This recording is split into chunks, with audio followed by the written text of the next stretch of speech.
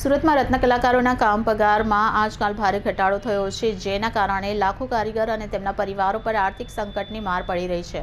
આ ગંભીર સમસ્યાને ધ્યાનમાં લઈ ડાયમંડ વર્કર યુનિયન તરફથી રાજ્ય સરકારના આગામી બજેટમાં રત્ન કલાકાર બોર્ડની રજૂઆતની માંગ કરવામાં આવી છે।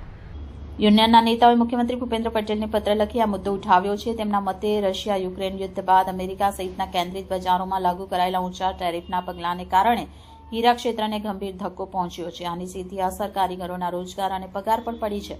ઘણા એકમોમાં કામ ઘટી ગયું છે તો ઘણાને પગારમાં ભારે કપાતનો સામનો કરવો પડ્યો છે। આ સંકટમાંથી બહાર નીકળવા માટે યુનિયને સરકાર પાસે બે મુખ્ય માંગણીઓ રજૂ કરી છે। હીરા ઉદ્યોગમાં છેલ્લા ઘણા સમયથી મંદીનો માહોલ છે।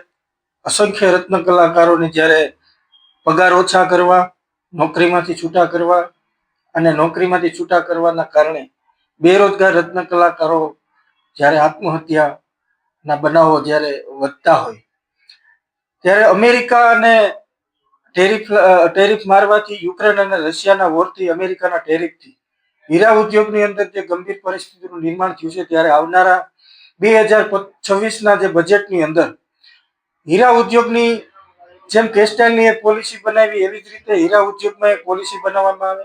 લેબ્રોન ડાયમંડને ઓવર પ્રોડક્શનના કારણે જે રિયલ ડાયમંડ અત્યારે ભાવ તળિયે ગયા છે, ત્યારે રિયલ ડાયમંડને પાછો વેગ આપવા માટે એક સારી એવી પોલિસી મેન્ટેન થાય। ત્યારબાદ રત્ન કલાકારો માટે, એના બાળકોના ભવિષ્ય માટે અને એના આવનારા દિવસોના ભવિષ્ય માટે રત્ન કલાકાર કલ્યાણ બોર્ડની સ્થાપના કરવામાં આવે, આ બજેટની અંદર લેવામાં આવે।